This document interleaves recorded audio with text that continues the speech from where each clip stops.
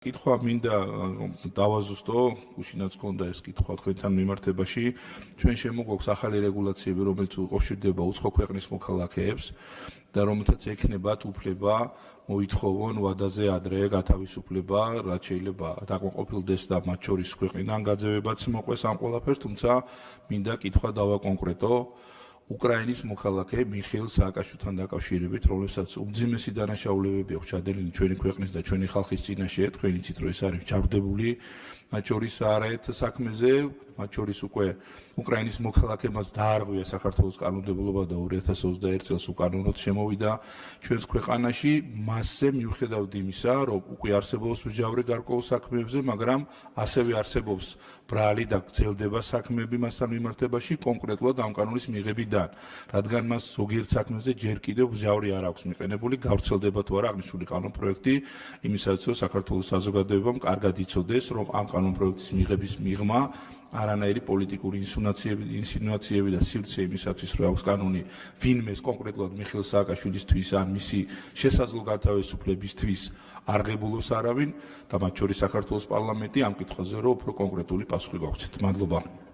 ბატონი ვლადიმერ ბოჟაძის კითხვა იყო, რამდენად შეეხება ეს კონკრეტულ ერთ მსჯავრდებულს და მე მინდა რომ კიდევ ერთხელ საზოგადოებისთვის კარგად განვარტოთ. როდესაც ცვლილება შედის კანონში, ეს ცვლილება ეხება ყველა იმ ადამიანს, ვინც კანონით გათვალისწინებულ კრიტერიუმებს დააკმაყოფილებს. შესაბამისად, აქ ერთ ადამიანზე ბუნებრივია ვერ იქნება მორგებული ვერანაირი ცვლილება და გამორიცხულია, რომ ასეთი ცვლილება იქნეს დაინიცირებული. შესაბამისად, წარმოდგენილი ცვლილებით ჩნდება მექანიზმი. დღესაც არსებობს ნებისმიერი მსჯავრდებული შემთხვევაში სასჯელის ვადაზე ადრე გათავისუფლების მექანიზმი. პირველ რიგში ეს არის შეწყალება, რომელიც ყველა მსჯავრდებულს ეხება და პრეზიდენტის ექსკლუზიური უფლებამოსილებაა, რომ ნებისმიერ პირის მიმართ ნებისმიერი მსჯავრდებულის მიმართ გამოიყენოს ეს მექანიზმი.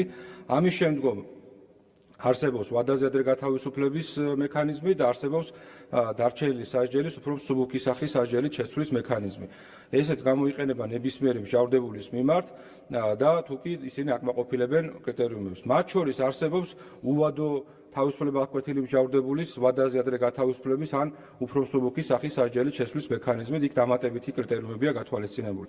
შესაბამისად, ამ კითხვაზე უნდა გაიცეს ასეთი პასუხი, რომ თუ მსჯავრდებული აკმაყოფილებს კრიტერიუმებს, რაც კანონით არის განსაზღვრული და ეს კრიტერიუმებია მსჯავრდებულის პიროვნული თვისებები, მის მიერ ჩადენილი დანაშაულის ჩადენის მოტივი, დამდგარი მართლსაწინააღმდეგო შედეგი, დაწესებულებაში გამოვლენილი ქცევა, წარსულში ნასამართლობა და ასე შემდეგ და სხვა პირობები იძლევა იმის საფუძველს, რომ ადგილობრივმა საბჭომ, რომელიც კომისიური წესით იხილავს ასეთ საკითხებს, მიიჩნევს, რომ შესაძლებელია ამ ადამიანის მიმართ გავრცელდეს შეღავათი, შესაბამისად ის გამოიყენებს ამ შეღავათს. თუკი რომელიმე მსჯავრდებული ამ კრიტერიუმებს არ აკმაყოფილებს და წეღანად საუბრობდით, რომ არაერთი დანაშაული არსებობს ამ შემთხვევაში, რაც თავარია, მე როგორც ვიცი, საბოლოო სასჯელი საერთოდ არ არის დადგენილი, იქიდან გამომდინარე, რომ ნაწილ საქმეებზე მას ბრალდებული სტატუსი გააჩნია, ბუნებრივია ვერ გამოიყენებს ამ მექანიზმს, თუკი კანონის მოთხოვნები არ შესრულდა.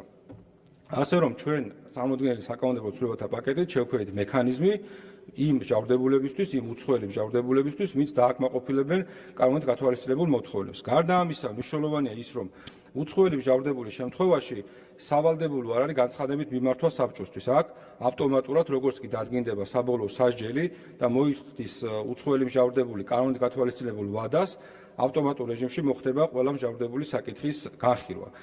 გარდა იმ შემთხვევისა, თუკი ადგილი ექნება ისეთ შემთხვევას, რომ უცხოელი მსჯავრდებული ვერ გაძევდება ქვეყნიდან და იმიტომ რომ მას იმ ქვეყანაში ელოდება წამება ან არასთავდო მოპყრობა. ბუნებრივია ეს არის გამორიცხული გარემოება ასეთ შემთხვევაში.